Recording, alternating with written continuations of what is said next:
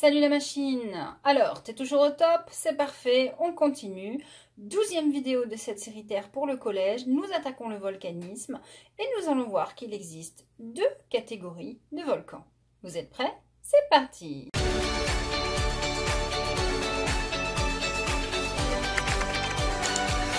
Alors, sur notre territoire français, il y a un volcan qu'on connaît bien parce qu'il fait souvent parler de lui.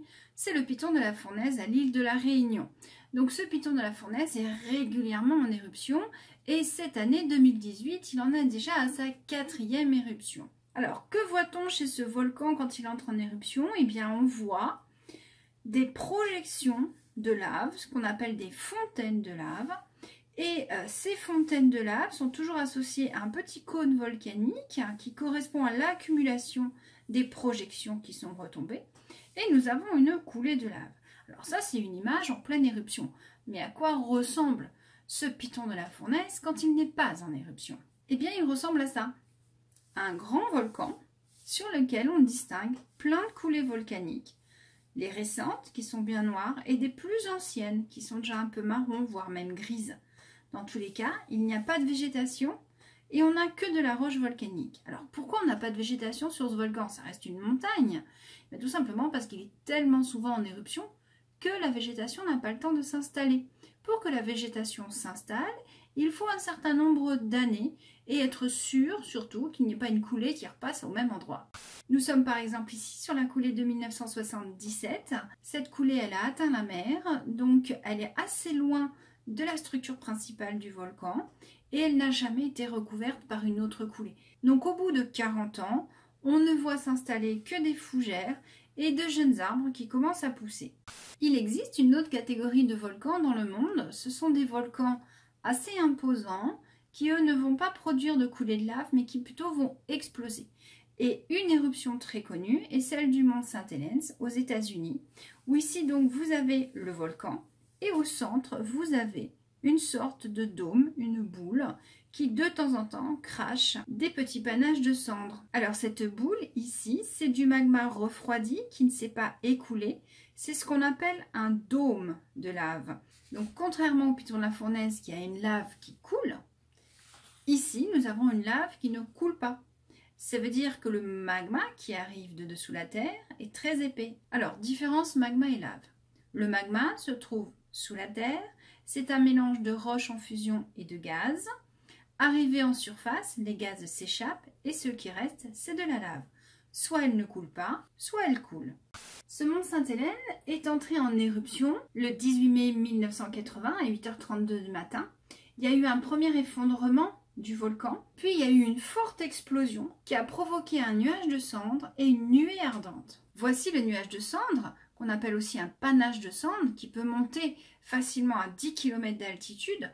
Donc pour cette éruption, c'était l'éruption la plus violente jamais enregistrée pour ce volcan. Et donc une fois que la première sortie de gaz a eu lieu entraînant des cendres, on a eu ce qu'on appelle une nuée ardente, c'est-à-dire un écoulement sur le côté. Et cet écoulement est constitué de gaz chaud, de roches incandescentes, qui dévale à une vitesse initiale de 350 km/h et s'est monté jusqu'à 1000 km/h. Il faut savoir que la température là-dedans peut atteindre les 600 degrés. Donc vous n'avez aucune chance de vous en sortir. Il y a eu plus de 3000 animaux morts, plus de 57 tués. Toutes les villes autour ont été détruites. Ce genre de volcan est dévastateur. Voici par exemple un paysage après une éruption du volcan Chaitén au Chili, qui lui aussi est explosif. On voit le panache de cendres ici. Donc vous voyez que les cendres ont recouvert tout le village et tout est détruit. Donc dans ces cas-là, on ne peut plus venir vivre, les champs ne sont plus cultivables. Donc c'est ça le danger de ce genre de volcan explosif, c'est qu'en fait ils n'explosent pas tout le temps et les gens s'installent autour de ces volcans ne sachant pas que ce sont des volcans. Alors vous allez me dire aujourd'hui on sait. Oui, mais il y a 1500 ans, 2000 ans, quand les gens ont commencé à s'installer dans ces régions, que les villages ont commencé à être construits, eh bien, ils ont développé leur village, c'est devenu des villes aujourd'hui. Et puis, pof, d'un coup, ça se réveille. Ben, c'est trop tard, il y a 200 000, 300 000, 400 000 habitants qui habitent autour. On va récapituler sous forme de petites images les deux éruptions volcaniques, voir par quoi elles se caractérisent. On commence par le Piton de la Fournaise. Une arrivée de magma se fait.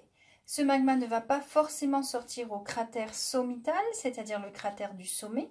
Il peut y avoir des fissures sur les côtés qui font que le magma va sortir et donc devenir de la lave. Première étape, nous avons donc une fissure qui se fait dans le sol. À partir de cette fissure, le magma s'échappe. Sous la pression des gaz, nous avons des projections de gouttelettes de lave. Ces gouttelettes de lave vont refroidir dans l'air et retomber. Elles vont s'accumuler, commencer à former un cône volcanique. Et quand le cône sera suffisamment haut, sous la pression du magma qui sort, ce cône va s'effondrer d'un côté et la lave va pouvoir s'écouler. Pour un volcan explosif, nous avons un dôme de lave qui bouche le cratère, ce qui veut dire que ce dôme provient d'une ancienne éruption. Il joue un peu le rôle d'un bouchon de champagne. Et comme il y a une nouvelle arrivée de magma, cette nouvelle arrivée de magma va pousser ce bouchon jusqu'à ce qu'il explose. On a donc un volcan dont le cratère est obturé par un dôme de lave. Sous la pression du magma qui monte, on commence à voir quelques fuites, on a des nuages de cendres. Puis le dôme explose en 1000 morceaux avec du nouveau magma qui arrive. Tout ce mélange de roches incandescentes va dévaler le long du volcan, c'est ce qu'on appelle la nuée ardente. Et enfin, comme le passage est libre, nous avons le nouveau magma qui arrive, mais comme il ne s'écoule pas, il reste dans le cratère, il va former un nouveau dôme. Et on va donc revenir au point de départ, c'est-à-dire un volcan avec un dôme refroidi qui bouche le cratère. Si on compare l'activité de deux volcans, un volcan qui coule, un volcan qui explose. Globalement, la durée d'éruption dans les volcans qui coulent est beaucoup plus importante que dans les volcans qui explosent.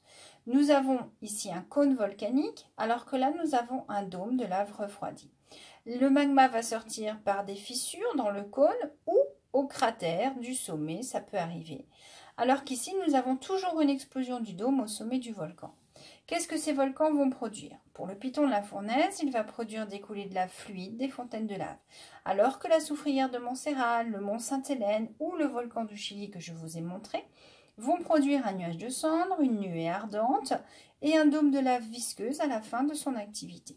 Quelles sont les conséquences sur le paysage? Dans un volcan qui coule, on a un agrandissement souvent de l'île, puisque là nous sommes sur Piton la Fournaise à l'île de la Réunion. Donc nous avons souvent un agrandissement de l'île. Dans tous les cas, les paysages sont brûlés par les coulées. Dans le cas d'un volcan explosif, nous avons en général destruction totale de tout le paysage sur 25 km autour du volcan à cause du dépôt de cendres. Alors que là, ça va être détruit uniquement sur le passage de la coulée, pas ailleurs. Donc, nous avons ici deux volcans aux activités différentes. Le premier dit volcan effusif. Alors, à l'école primaire, vous avez peut-être appris le volcan rouge parce qu'il fait une coulée de lave qui est incandescente rouge. Alors que les volcans explosifs, comme ils libèrent des cendres et que c'est gris, on les appelle des volcans gris. Je vais maintenant vous montrer deux images de volcans et par la forme du cône volcanique, vous allez devoir me dire si c'est un volcan effusif ou un volcan explosif. Premier volcan, le Parinacota, il est à la frontière entre le Chili et la Bolivie. Deuxième volcan, le Maui, à Hawaï. Alors, à votre avis, vous avez trouvé effusif, explosif?